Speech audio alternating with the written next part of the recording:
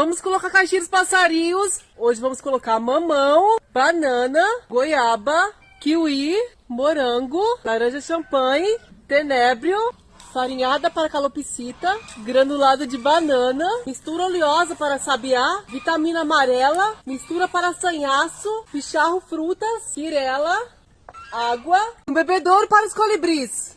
Agora eu vou deixar a câmera aqui pra gente ver os passarinhos que vão aparecer nessa caixinha.